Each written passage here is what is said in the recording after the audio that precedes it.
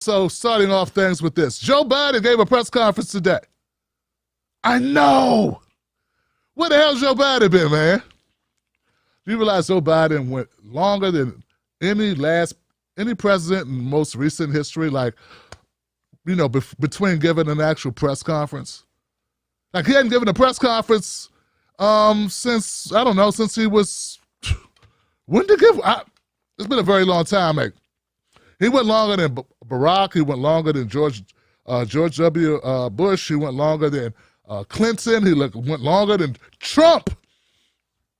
It's almost as if his people didn't want him to talk in front of people. Wonder why that is. So he gave his press conference today. I got a couple clips from his press conference. And here goes a couple things to check out. Check it out, Johnson. That we'll be able to stop this because it is the most pernicious thing. This makes Jim Crow look like Jim Eagle. I mean, this is gigantic, what they're trying to do. And it cannot be sustained. So Joe Biden here, let me get back on the screen. My bad, Johnson. Let me set this up. Joe Biden's talking about the voting rights in Georgia, how they're trying to smother voting rights, which they did do. The Republicans passed this. Jack Kemp, he passed this. Right? Yeah, we're going to get to that. Kemp. We're going to get to Kemp. Let's finish with Joe. Okay, so back to Joe. He gave it away. I forgot I had that part in there. So he's talking about the voting rights and Republicans trying to, bad choice of words there with the Jim Crow. Joe Biden, we call you Joe Crow. All right, back to this. We'll be able to stop this because it is the most pernicious thing. This makes Jim Crow look like Jim Eagle. I mean, this is gigantic, what they're trying to do. And it cannot be sustained. I'll do everything in my power, along with my friends in the House and the Senate, to keep that from becoming the law. Is there anything else you can do about it besides passing legislation? The answer is yes, but I'm not going to lay out a strategy in front of the whole world and you now. And then on a related note, he's not going to lay out a strategy right now in front of the whole world. Interesting. Does that mean he doesn't have a strategy, Johnson? Let's find out.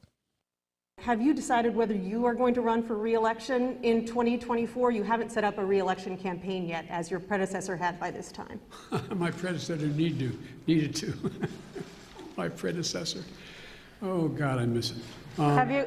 No, the answer is yes. My plan is to run for re-election. That's my expectation. And then on one other note, on bipartisanship, your old friend, Mitch McConnell, says you have only spoken to each other once since you took office, and that you have moved far left since taking office. Do you see it the same way he does? Have you rejected bipartisanship? No, I haven't at all. I've been meeting.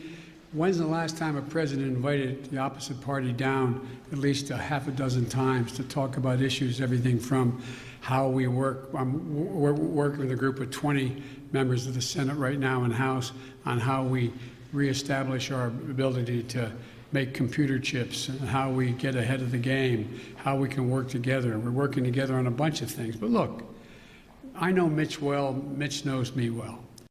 I would expect Mitch to say exactly what he said. But this is a matter of making sure that I would like elected Republican support. But what I know I have now is I have electoral support from Republican voters. Republican voters agree with what I'm doing.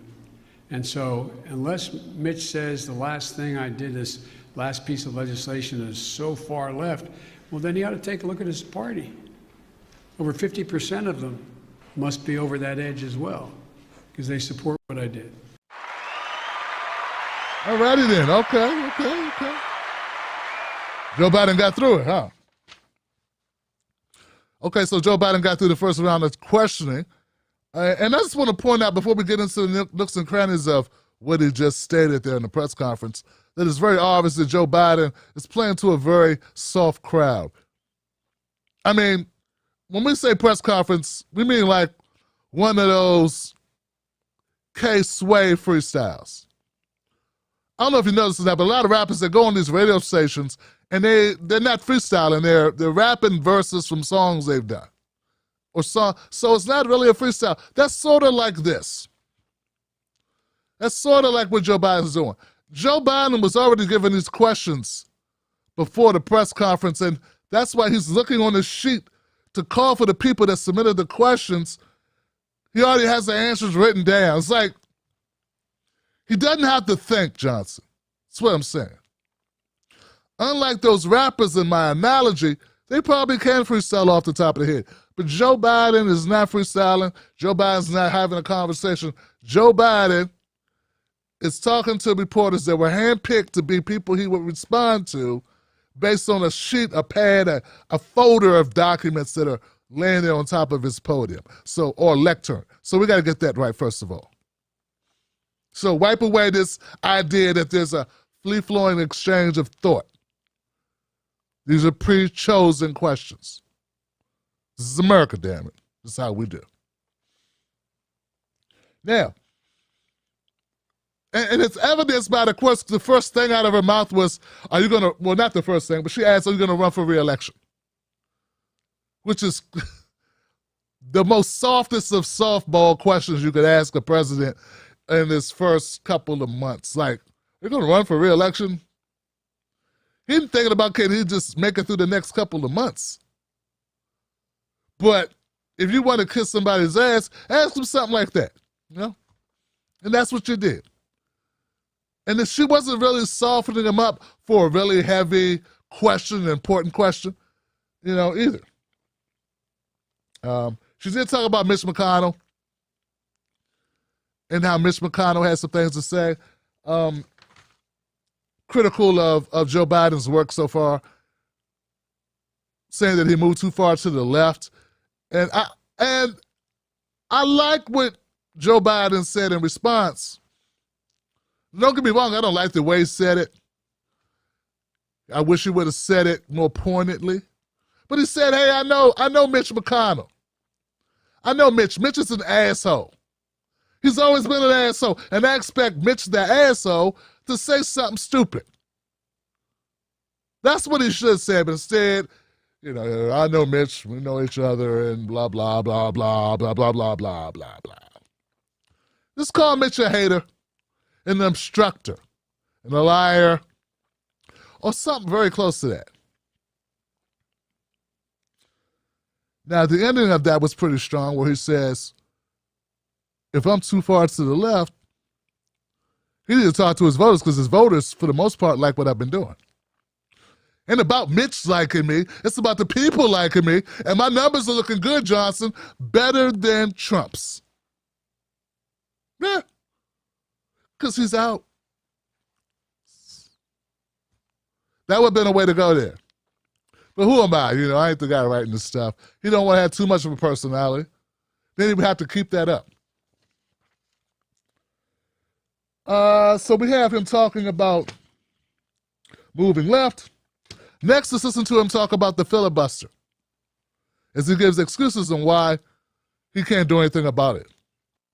From Yamish, and that's on the filibuster. That counts as a question, but go ahead. Okay, I'll make it quick. It's a quick question. Regarding the filibuster, at John Lewis's funeral, President Barack Obama said he believed the filibuster was a relic of the Jim Crow era. Do you agree? Yes. If not, why not abolish it if it's a relic of the Jim Crow era?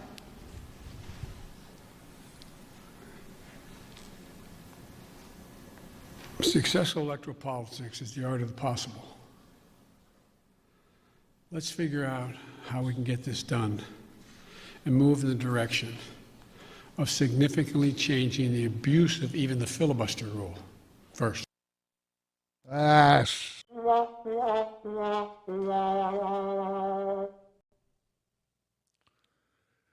Here we go, Johnson. Here we go. Back to old Biden doing what old Biden does. First of all, he didn't want no smoke with Obama, so he went on and agreed with a whole filibuster being a throwback to the Jim Crow era. Yeah, it is. It is a throwback to the Jim Crow era. I agree with my former boss. But won't you do something to stop it? Oh, well, pregnant pause. Word salad, word salad, word salad, word salad, croutons, word salad, crispy onions, word salad, green peppers, word salad, tomatoes, word salad, Thousand Island dressings, blue cheese dressings, Italian. What kind of dressing you want on your word salad? Just say you really don't want to get a lot of shit done. And you like having a stopgap. We can go, hey, I really want to get things done, but I can't because of those evil, evil Republicans. Can't stand those guys. You know, if it was up to me, I'd do the thing, the whole democracy thing, but I can't because those guys are evil. They're slime, they're scumbags.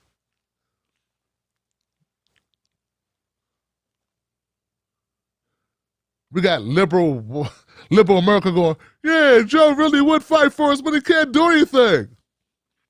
He's got both his arms tied behind his back. How can he fight for us? He only has a house in the Senate. What's he supposed to do with that? Whatever the hell he wants to. Dumb. All right, this is a little bit more. Stay with me. I know you have the urge to leave, but there's more to talk about. Hold tight. Successful electoral politics is the art of the possible. Let's figure out how we can get this done and move in the direction of significantly changing the abuse of even the filibuster rule first. Hold on, man. I'm sorry, Johnson.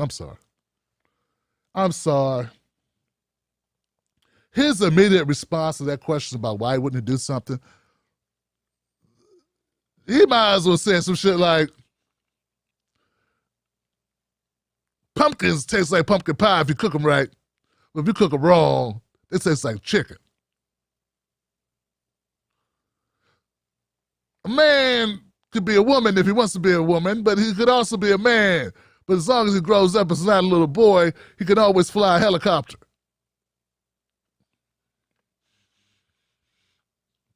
The Game of Thrones is similar to the Knights of the Round Table, only there's no table and no knights. I mean, you know what I'm saying? Like, he didn't say anything. Nothing. The art of electoral politics is the art of the possibility. I thought it was about whose hand is most greediest and which corporation or special interest group can put the most money into the hand. That's electoral politics. That's what that is. Sounds like you're moving closer to eliminating the filibuster. Is that correct? I answered your question. You also just made some news by saying that you are going to run for re-election. I said that is my expectation. So is that a yes, that you are running for re-election? Look, I don't know where you guys come from, man. I've never been able to travel. I'm a great respecter of fate. I've never been able to plan 3.5 years ahead for certain. And if you do run, will Vice President Harris be on your ticket? I would fully expect that to be the case. She's doing a great job. She's a great partner. And do you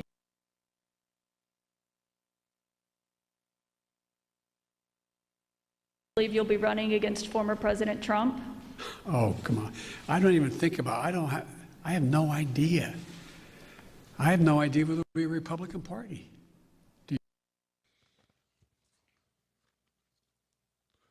That was probably the most honest you're going to get Joe Biden to be.